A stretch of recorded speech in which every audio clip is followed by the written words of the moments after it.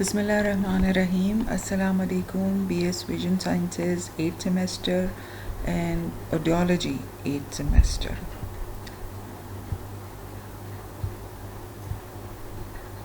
I hope you're all well. Before I start the lecture, let me explain a few things to you.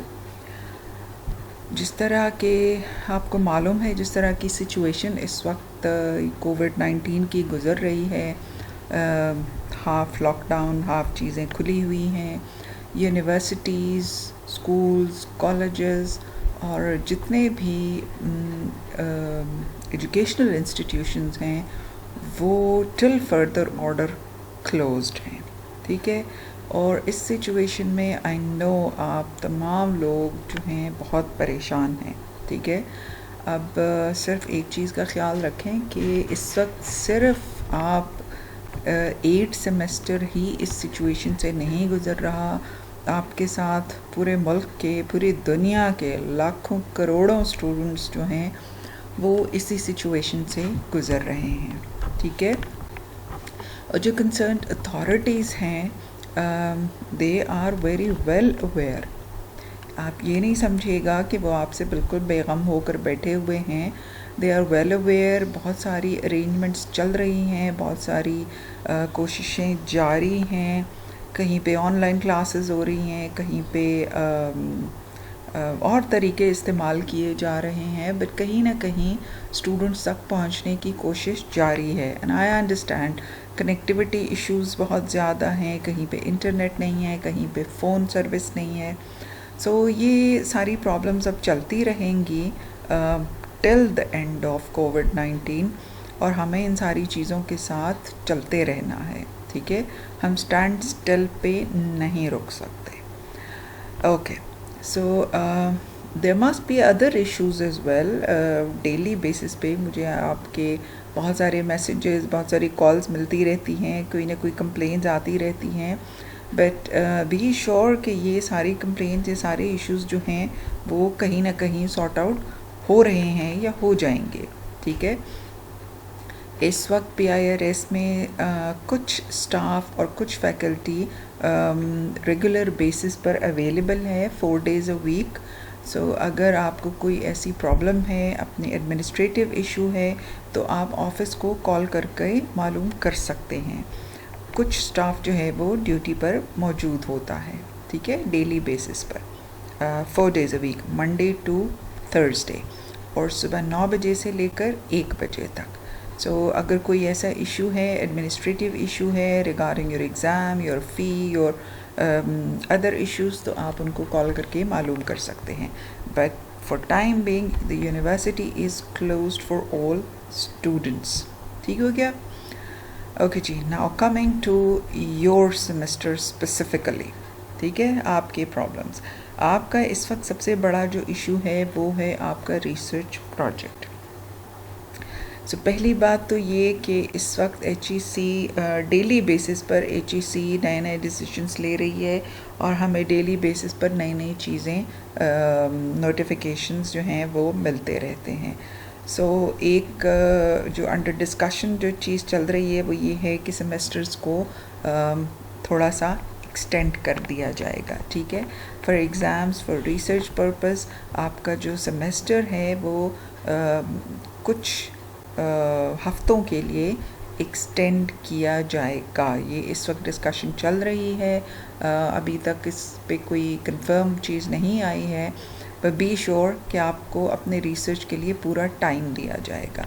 लेकिन सवाल ये है कि अगर करंट सिचुएशन चलती रहती है तो हम अपना रिसर्च कैसे करेंगे, ठीक हो गया। अच्छा जी, I wrote you all an email. आपके CRs ने आपको फॉरवर्ड किया होगा 21 मई को, और फिर 28 मई को मैंने 2 डिटेल्ड ईमेल्स आप लोगों को आपके रिसर्च के हवाले से भेजी थी, ठीक हो गया।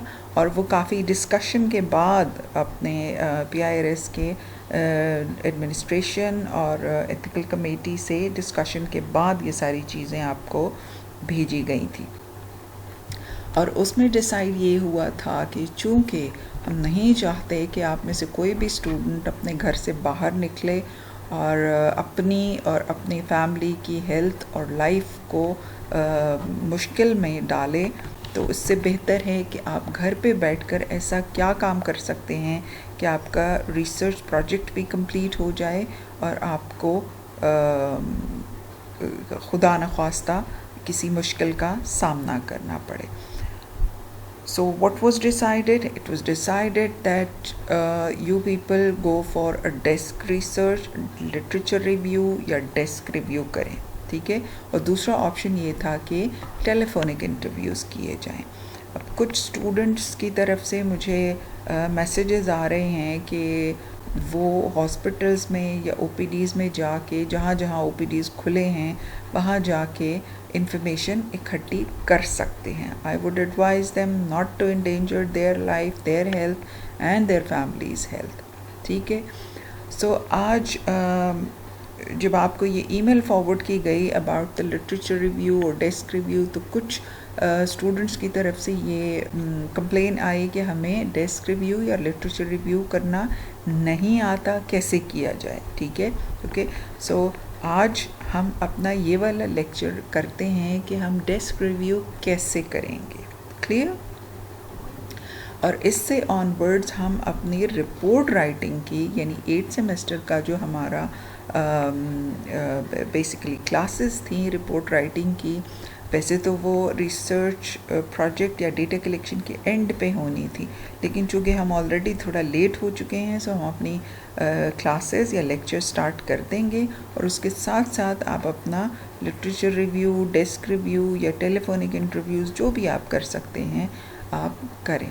कुछ स्टूडेंट्स अपने ग्रुप्स चेंज करना चाह रहे हैं. Please do it, go ahead, groups change कर लें, लेकिन कोशिश करें कि एक ग्रुप में 4 से ज़्यादा लोग ना हों. ठीक हो गया. कुछ स्टूडेंट्स ऐसे भी हैं जो अपने ही टॉपिक को स्टिक करना चाहते हैं और ओपीडीज़ में या बाहर जाके डेटा कलेक्ट करना चाहते हैं. इट्स अप टू यू, ठीक है. आप देखिए, अगर आपको सिचुएशन ठीक लगती है, कंड्यूसिव लगती है, then you can go ahead. Otherwise, I would request and advise to do desk review or telephonic या ईमेल के ज़रिए जो इन्फॉर्मेशन इकट्ठी की जा सकती है. Clear? So let's start with our today's lecture, how to do a desk review या लिटरेचर रिव्यू.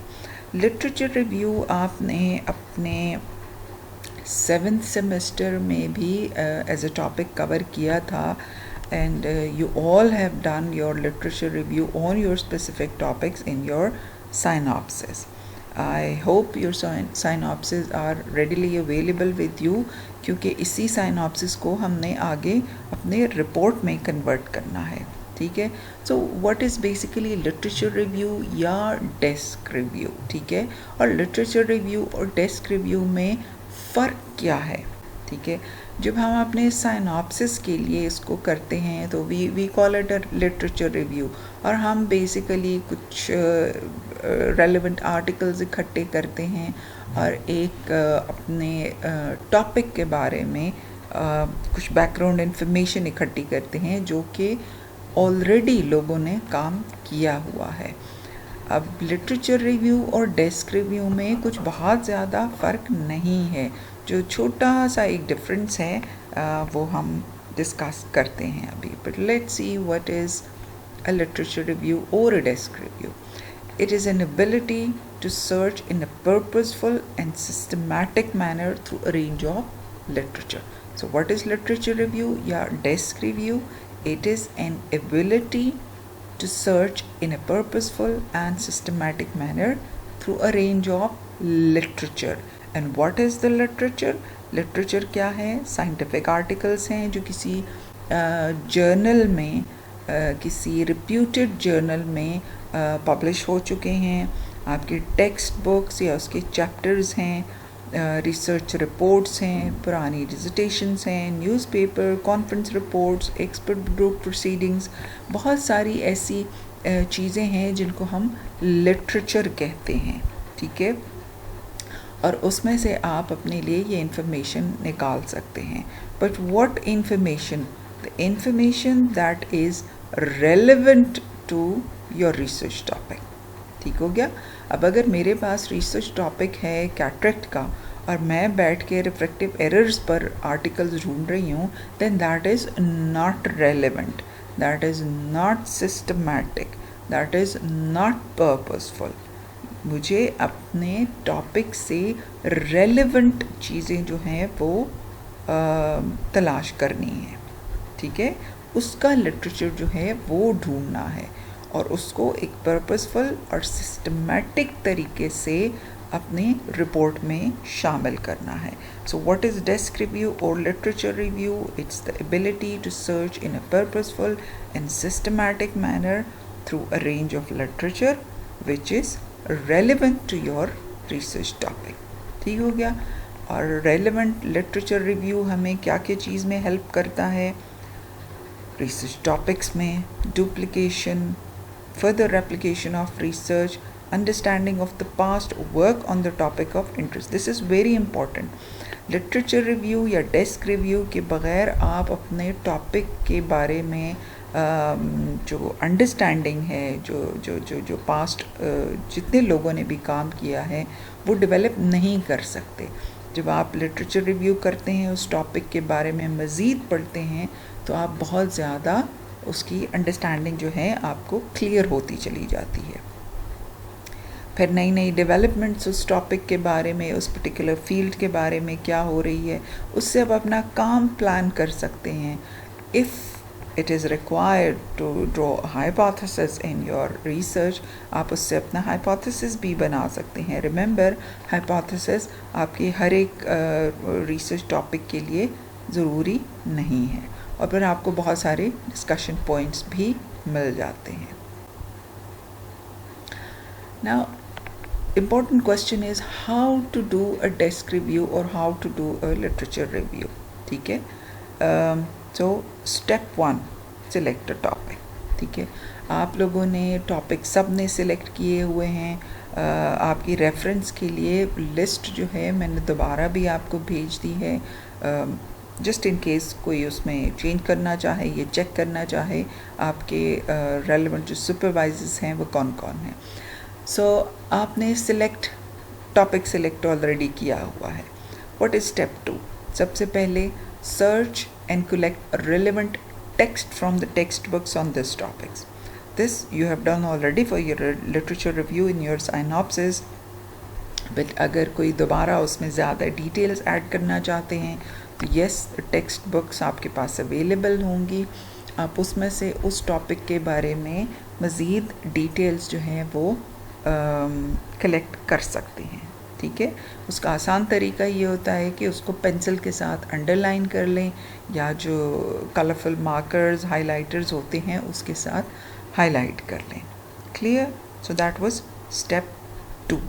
स्टेप्स याद रखिए क्योंकि आगे मैंने आपको जो एग्जाम्पल्स बतानी है वो सारी इन स्टेप्स के ऊपर बेस्ड है।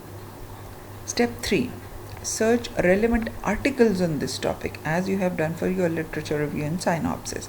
आप ये स्टेप भी ऑलरेडी कर चुके हैं, but you can do it in much more detail now.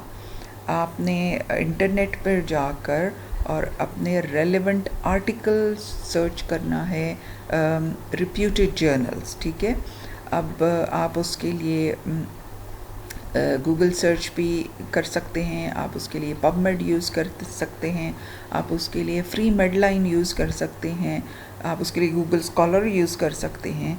बहुत सारे ऐसे सर्च इंजन्स हैं जो आपको रिसर्च आर्टिकल्स सर्च करने में हेल्प करते हैं। Clear?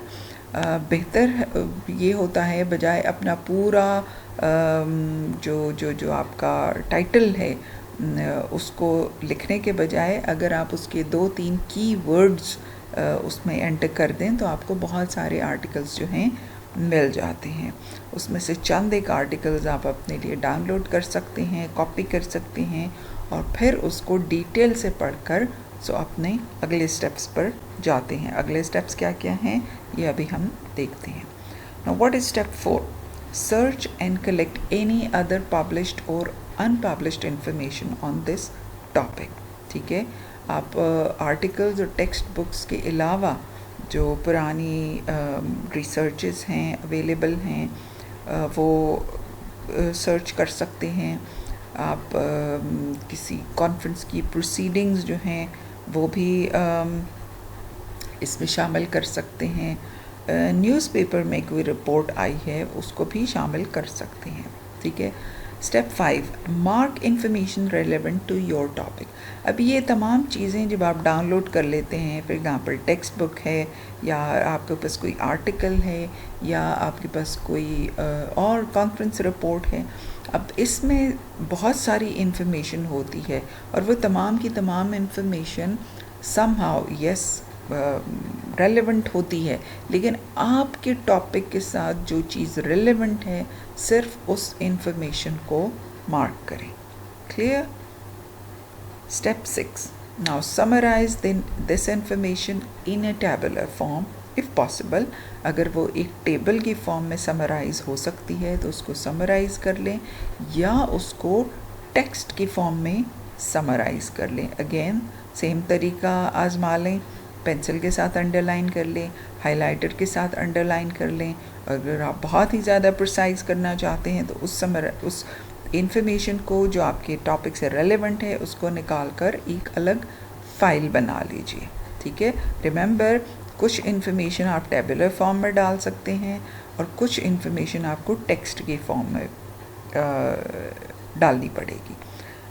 The most important thing is references. ठीक है। प्रॉपर रेफरेंसिंग जो है वो बहुत ज़रूरी है। अब स्टेप 4, अब हमने इस इंफॉर्मेशन को एनालाइज करना है। ठीक है। अब चूंकि हम रिपोर्ट राइटिंग की क्लासेस इसके बाद करेंगे, इसके बाद उसके लेक्चर्स आएंगे, so you will come to know how to analyse that information और how to present that information. ठीक है। So you would do this in your report, final report. अच्छा जी, let's see an example. अभी जो मैंने आपको ये 6-7 स्टेप्स बताए हैं उसकी हम एक एग्ज़ाम्पल देखते हैं। ठीक है। स्टेप 1 मेरा टॉपिक है, for example school screening in district ABC और कोई भी जगह जब आप कर रहे हैं, किसी भी यूनियन काउंसिल में कर रहे हैं, किसी भी शहर में कर रहे हैं, किसी भी गांव में कर रहे हैं, whatever. So step 1 is the topic. ठीक है। तो मेरा टॉपिक है school screening in district ABC. Step 2, search and collect relevant text from textbooks on screening as a process. ठीक है। आपने देखा मेरे टॉपिक में 3 मेजर चीज़ें हैं, एक स्कूल, दूसरा स्कूल स्क्रीनिंग। ठीक है। सो स्कूल स्क्रीनिंग बेसिकली एक मेथड है, कैसे किया जाता है ये आपने बताना है, या आपको टेक्स्ट बुक्स में या आपके आर्टिकल्स में या रिपोर्ट्स में आपको बड़ी आसानी से मिल जाएगा। आप अपने प्रीवियस लेक्चर्स निकाल कर देख सकते हैं, उसमें आपको क्या प्रोसेस बताया गया है। फिर हम कौन सी डिजीज़ेस या कंडीशंस जो हैं वो स्क्रीन करने जा रहे हैं। वाई स्कूल्स में क्यों करने जा रहे हैं। ठीक है। उसका रैशनल क्या है, स्कूल स्क्रीनिंग क्यों करने जा रहे हैं। तो ये तमाम इंफॉर्मेशन जो है वो मुझे टेक्स्ट बुक्स में से मिल सकती है। Clear? Specially screening diseases and conditions. इसके बाद स्टेप 3 आ जाता है, search relevant articles on this topic. ठीक है। अब स्कूल स्क्रीनिंग के बारे में हज़ारों लाखों की तादाद में आर्टिकल्स अवेलेबल हैं और डेली बेसिस पर पब्लिश होते हैं। क्यों? क्योंकि स्कूल स्क्रीनिंग एक ऑनगोइंग प्रोग्राम है और तमाम दुनिया में स्कूल स्क्रीनिंग प्रोग्राम जो है as part of school health वो चलता है, मुख्तलिफ़ चीज़ों के लिए, मुख्तलिफ़ कंडीशंस के लिए, मुख्तलिफ़ डिजीज़ के लिए। सो इस पर बहुत आर्टिकल्स अवेलेबल हैं। तो आप कुछ इंटरनेशनल यानी दूसरे कंट्रीज़ के बारे में और कुछ अपने कंट्री के बारे में इंफॉर्मेशन जो है वो डाउनलोड कर सकते हैं। ठीक हो गया? Sorry. Okay. Step 4, Then search and collect any other published or unpublished information on this topic. ठीक है, बहुत सारे हमारे पास्ट स्टूडेंट्स जो हैं वो स्कूल स्क्रीनिंग और मदरसा स्क्रीनिंग्स कर चुके हैं, आप उसके बारे में भी मेंशन कर सकते हैं. नाउ इधर इम्पॉर्टेंट चीज़ ये आ गई कि जी हम तो PIRS जा ही नहीं सकते, अपने डिपार्टमेंट जा नहीं सकते, लाइब्रेरी नहीं जा सकते. So you can hold this step 4, और जब आप को एक्सेस मिलेगा लाइब्रेरी में जाने का तो फिर आप उसमें ये ऐड कर सकते हैं. ठीक हो गया. स्टेप 5, अब इन तमाम चीज़ों में से मैंने वो इन्फॉर्मेशन जो कि स्कूल स्क्रीनिंग से रिलेटेड है वो हाईलाइट करनी है या वो इन्फॉर्मेशन निकालनी है उसमें से. स्टेप 6, अब इस इंफॉर्मेशन को मैंने समराइज़ करना है. ठीक है, टेक्स्ट फॉर्म में या टेबुलर फॉर्म में. इसमें बहुत सारी डिस्क्रिपेंसीज भी हो सकती हैं. ऑब्वियसली हर एक स्टडी दूसरे के साथ बिल्कुल मिलती जुलती नहीं होती, लेकिन अगर वो एक स्टैंडर्डाइज्ड मेथोडोलॉजी यूज़ कर रही है तो एटलीस्ट उसकी मेथोडोलॉजी जो है वो स्टैंडर्ड हो सकती है. ठीक हो गया. और अब हमने इस स्टेप 7 क्या है कि हमने इस इंफॉर्मेशन को एनालाइज करना है. ठीक हो गया. ये वही 7 स्टेप्स हैं जो मैंने आपको पीछे वाली स्लाइड में बताए हैं, but now we are taking it as an example of school screening. Now let's see how to summarise this. ठीक है, ये देखें, ये हमने एक समरी टेबल बना दी है. ठीक है, फॉर एग्ज़ाम्पल मैंने 1 2 3 4 5 6 7 स्टडीज़ ली हैं. ठीक है, अगर आप ये टॉपिक कर रहे हैं तो आपको कम से कम, चूँकि school screening is a huge topic, इस पर बहुत काम हो चुका है और बहुत स्टडीज़ अवेलेबल हैं. तो कोशिश करिएगा कि आप एक मैक्सिमम नंबर ऑफ़ स्टडीज़ जो है इसमें इंक्लूड करें. लेकिन यहाँ पे देखें, मैंने कुछ स्टडीज़ सिलेक्ट की हैं, हाइपोथेटिकल स्टडीज़. ठीक है, तो जैसे मैंने पहला कॉलम लिया है स्कूल नेम. ठीक है, ABC XYZ 1 2 3 7 8 9 5 6 7, कोई भी नाम हो सकता है. और ज़रूरी नहीं है कि स्टडी में आपको स्कूल नेम भी मेंशन किया गया हो. ठीक है, तो उसको आप स्किप कर सकते हैं, उसको आप सीरियल नंबर दे सकते हैं, या उसको आप नंबर ऑफ़ स्कूल्स कर सकते हैं कि उस स्टडी में कितने नंबर ऑफ़ स्कूल्स जो थे वो शामिल थे. अगर एक स्टडी है उन्होंने 2 स्कूल्स में किया है, कोई स्टडी होगी जिन्होंने 6 स्कूल्स में किया है, तो आप नंबर ऑफ़ स्कूल्स या नेम ऑफ़ स्कूल्स के बजाय नंबर ऑफ़ स्कूल्स ज़्यादा बेहतर रहेगा. नेम ऑफ़ स्कूल शायद आपको नहीं मिले. ठीक है, उसके बाद दूसरा जो आ जाएगा वो डिस्ट्रिक्ट या कंट्री होगा. ठीक है, कहाँ की आप स्टडी सिलेक्ट कर रहे हैं. फॉर एग्ज़ाम्पल हमने चाइना की है, इंडिया की है, ईरान से की है, रावलपिंडी से की है, कोयटा से की है, पेशावर से की है, जेहलम से की है, कहीं की भी हो सकती है. ठीक है, उसके बाद हम देखेंगे कि उस स्टडी में नंबर ऑफ़ स्टूडेंट्स कितने स्क्रीन हुए हैं. ठीक है, फॉर एग्ज़ाम्पल चाइना की एज अ होल स्टडी है तो उन्होंने एक ज़्यादा नंबर ऑफ़ स्टूडेंट्स किए होंगे. अगर सिर्फ रावलपिंडी डिस्ट्रिक्ट की स्टडी है तो उन्होंने कम नंबर ऑफ़ स्कूल्स किए होंगे. So it depends on the study. ठीक है, सो नंबर ऑफ़ स्टूडेंट जितने स्क्रीन हुए हैं मैंने वो लिख लिए. ठीक है, फिर हर एक स्टडी ने कौन सा एज ग्रुप किया है मैंने वो लिख लिया. किसी ने 5 to 15 किया है, किसी ने 10 to 18 किया है, किसी ने 5 to 10 किया है. सो इट डिपेंड्स, स्टडी जो स्कूल स्क्रीनिंग है वो उन्होंने कौन से एज ग्रुप में की है, फिर कौन से क्लास या ग्रेड में की है.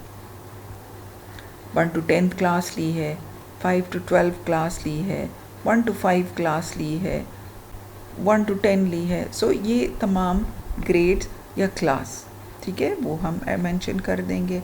फिर अगला कॉलम अगर आप देखें तो ये है number of students with disease and conditions. कितने स्टूडेंट्स हैं और कौन कौन सी डिजीज़ एंड कंडीशंस हैं. ठीक है, फिर number of students with disease and condition 2. इसी तरह इससे ज़्यादा भी हो सकती हैं.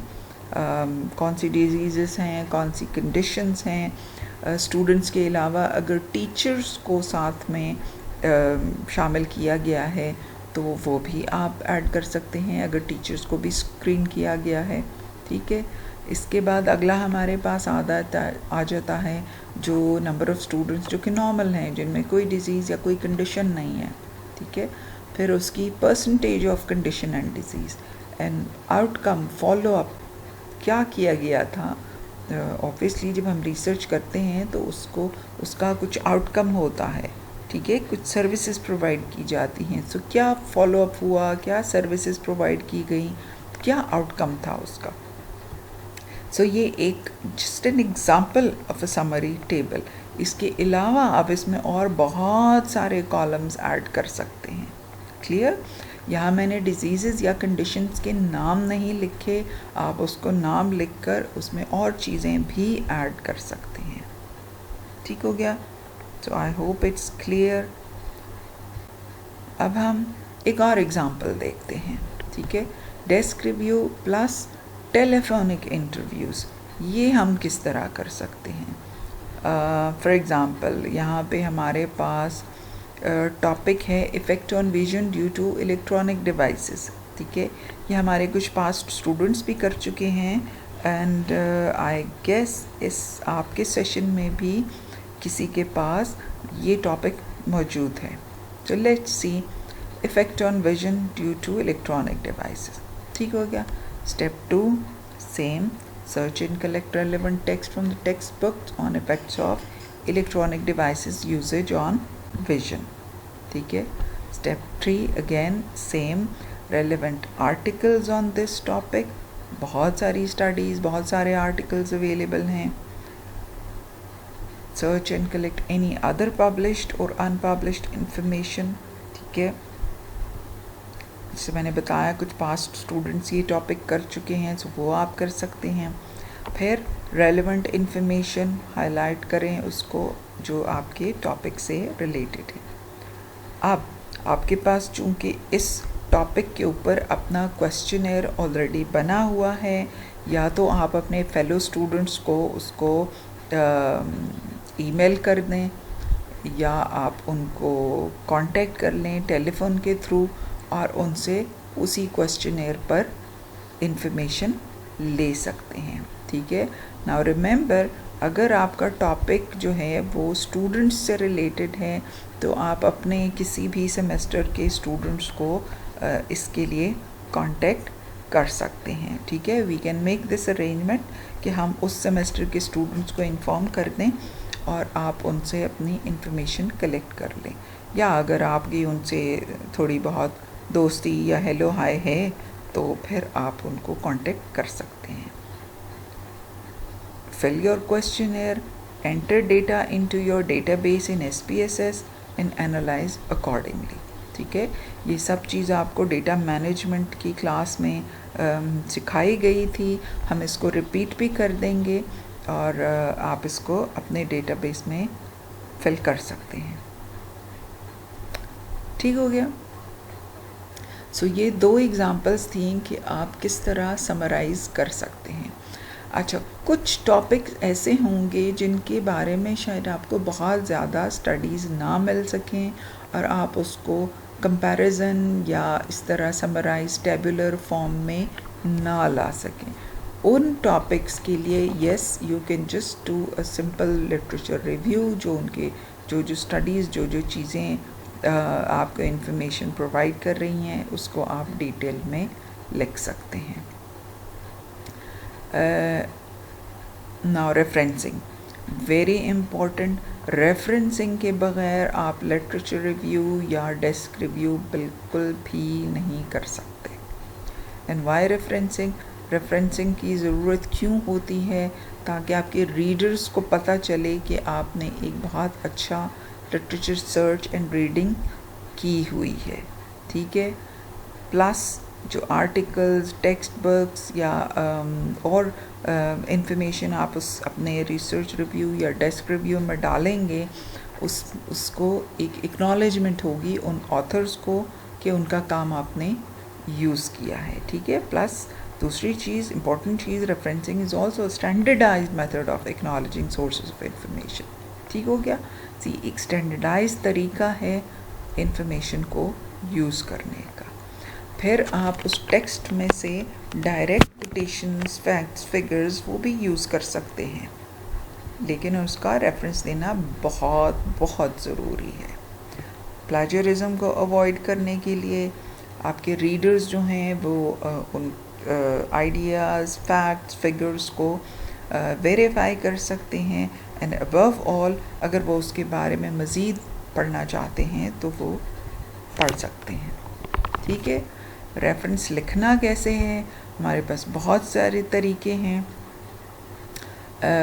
Harvard style of referencing quite common, humanitarian या सोशल साइंसेस में, बिजनेस वगैरह में हार्वर्ड स्टाइल ऑफ रेफरेंसिंग जो है वो कॉमन है, और हेल्थ साइंसेस में या मेडिसिन में हम Vancouver style of referencing use करते हैं। ठीक है। सो आप कौन सा स्टाइल यूज़ करेंगे? आप यूज़ करेंगे Vancouver style of referencing. Why? Because Pakistan के अंदर college of physicians and surgeons, CPSP and PIRS की गाइडलाइंस जो हैं वो वैंकूवर स्टाइल ऑफ रेफरेंसिंग जो है उसके ऊपर जाती हैं।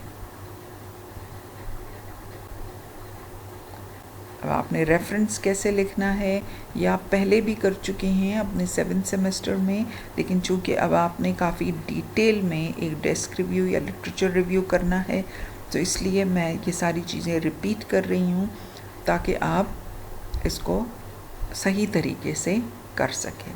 ठीक है। सो पहले आपने जो भी स्टडी टेक्स्ट या जो भी आर्टिकल आपने सिलेक्ट किया है उसको एक रेफरेंस नंबर देना है। ठीक है।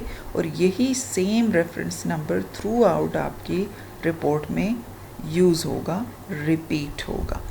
नेम ऑफ ऑथर सबसे पहले लिखना है, और जैसे कि आपको पता है पहले सर नेम लिखा जाता है और फिर उसका फर्स्ट नेम लिखा जाता है।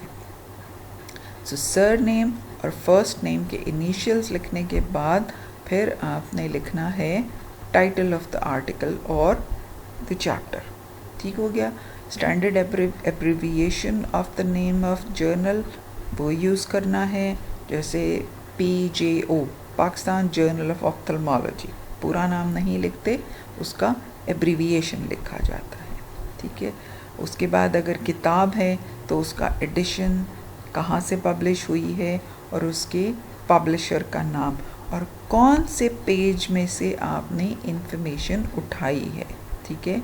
अगर कंटिन्यूअस चंद पेजेस में से उठाई है तो कंटिन्यूअस नंबर, जैसे पेज 4 to 8। ठीक है। लेकिन अगर एक पेज में से इंफॉर्मेशन ली है तो पेज नंबर 10 फॉर एग्जांपल। ठीक हो गया। इन केस ऑफ जर्नल उसका वॉल्यूम नंबर, उसका इशू नंबर और पेज नंबर्स जो हैं वो भी देने हैं। एन इम्पॉर्टेंट थिंग, अगर मोर देन 6 ऑथर्स हैं तो 6 ऑथर्स के बाद एट ऑल करके उसको ख़त्म कर दीजिए। फुल स्टॉप कहाँ कहाँ डालना है, list of authors and at the completion of the chapter, book और आर्टिकल। ठीक हो गया।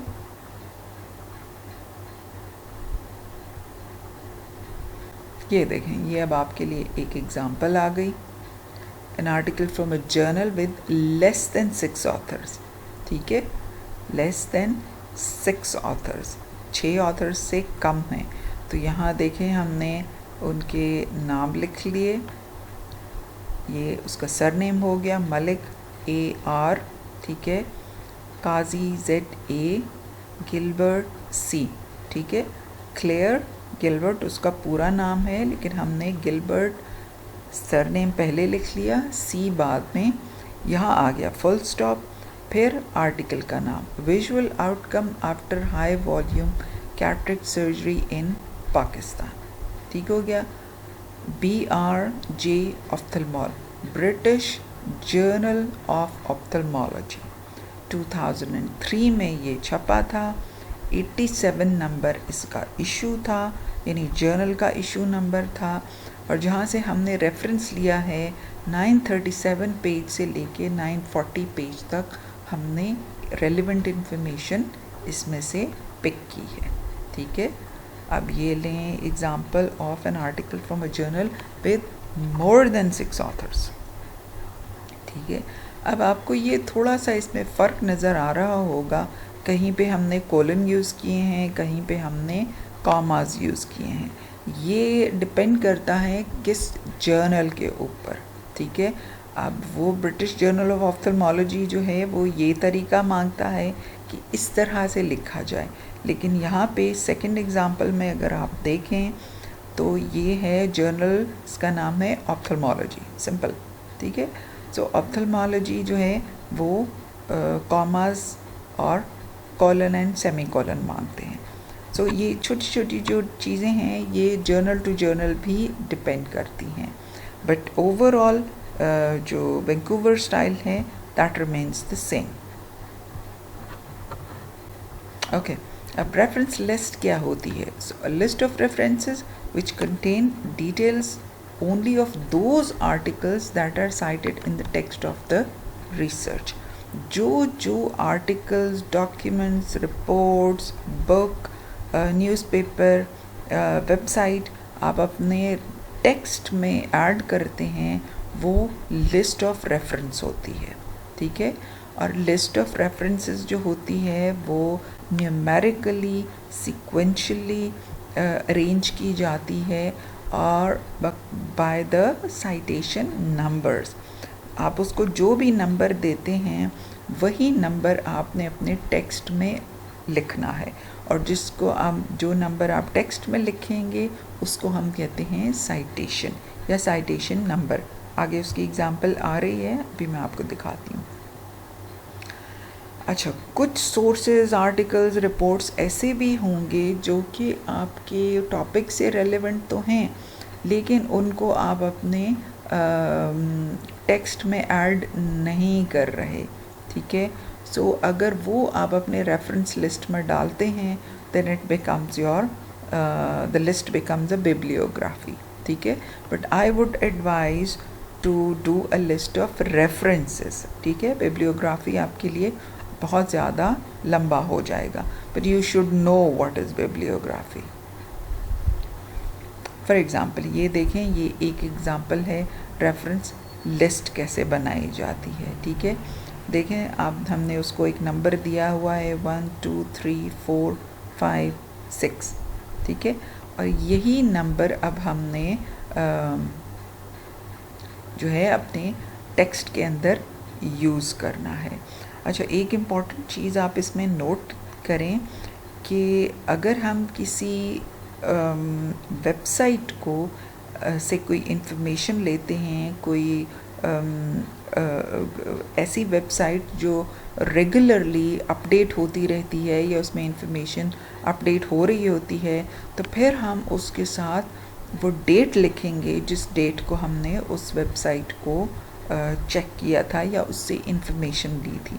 सो आप देख सकते हैं कि इस एग्ज़ाम्पल में जिसे हमने रेफरेंस नंबर 1 जो है federal bureau of statistic division government of Pakistan, इनकी वेबसाइट से कुछ इन्फॉर्मेशन ली थी, लेकिन साथ में हमने मेंशन कर दिया है कि ये किस डेट को ये इन्फॉर्मेशन ली गई थी। So this website was accessed on 2 जून 2006 और उसी डेट को इन्फॉर्मेशन ली गई थी, ठीक है। सो this is important for those websites जहाँ पे डेली बेसिस पर या रेगुलर बेसिस पर इंफॉर्मेशन अपडेट की जाती है, ठीक हो गया। जैसे देखें, हमने फर्स्ट 3 में ये मेंशन किया हुआ है, और फर्स्ट 3 जो वेबसाइट्स हैं वो ऐसी हैं जो रेगुलर बेसिस पर अपने स्टैटिस्टिक्स जो हैं वो अपडेट करती रहती हैं। ऑनवर्ड्स आप देख सकते हैं 4, 5 और 6 जो हैं वो आर्टिकल्स हैं या बुक्स हैं, तो उसमें हमने डेट मेंशन नहीं की हुई। Okay, so this is our last slide and example, जिसमें आप देख सकते हैं ये जो ब्लू में हाईलाइट हुए हैं ये हमारे रेफरेंस नंबर हैं जो हमने किसी भी स्टडी को दिए हुए हैं, और आप देख सकते हैं कि ये एग्जैक्ट सीक्वेंस में नहीं जा रहे हैं, ठीक है। हमने 19 के बाद 4 मेंशन किया है। यानी अगर कोई इन्फॉर्मेशन हम कोशिश करते हैं कि वो सीक्वेंस में हो, लेकिन कोई इन्फॉर्मेशन ऐसी भी हो सकती है जो हमें रिपीट करने पड़ रही है, या हम किसी आर्टिकल का जो इन्फॉर्मेशन है उसको रिपीट कर रहे हैं, किसी आर्टिकल को रिपीट कर रहे हैं, टेक्स्ट को रिपीट कर रहे हैं, तो फिर हमें उसे नया टेक्स्ट रेफरेंस नंबर देने की ज़रूरत नहीं है। हम सेम रेफरेंस नंबर को दोबारा से यूज़ कर सकते हैं। और जब हम उसे टेक्स्ट में, जैसे कि आप इस एग्ज़ाम्पल में देख रहे हैं, टेक्स्ट में यूज़ करते हैं, तो फिर हम उसे कहते हैं citation. Clear? We come to the end of the lecture with this, or I hope it's clear how to do a desk review, how to do a literature review for your dissertation. अब भी अगर कोई problems हैं, कोई चीज़ आपको नहीं समझ आई है, तो आप मुझे फीडबैक दे सकते हैं। और इसके ऑनवर्ड्स जो हैं, जब तक मूडल नहीं एक्टिवेट होता, मूडल नहीं इन प्लेस होता, तो उसके साथ ही हम आपको ये जो लेक्चर्स हैं इसी तरह यूट्यूब पे अपलोड होते रहेंगे और आप किसी भी टाइम उसको एक्सेस कर सकते हैं। इसका लिंक आपको भेज दिया जाएगा। वन इम्पॉर्टेंट थिंग, एक कंप्लेन ये भी आई है कि जी हमें मूडल समझ नहीं आ रहा कि हमने उसको पासवर्ड या वो किस तरह एंटर करना है। सो जब मूडल इन प्लेस होगा हम आपको कांटेक्ट करेंगे। सो आपको कंप्लीट इंफॉर्मेशन भेज दी जाएगी कि उसको कैसे एक्टिवेट करना है। ठीक है? So don't worry about that. ठीक है? So apart from this lecture, अब आपके रेगुलर बेसिस पर रिपोर्ट राइटिंग की क्लासेस जो हैं, लेक्चर्स जो हैं वो होंगे, और जो बाकी के आपके मॉड्यूल्स हैं वो भी इंशाल्लाह बहुत जल्द शुरू हो जाएंगे। I hope it helps and there is no need of worrying. सारी दुनिया इस सिचुएशन से सफ़र कर रही है, और बस अल्लाह ताला से दुआ करें कि जल्द से जल्द ये सिचुएशन ख़त्म हो। ठीक है? सो टिल देन, खुदा हाफिज़, take care, and give me the feedback on this lecture. Thank you very much.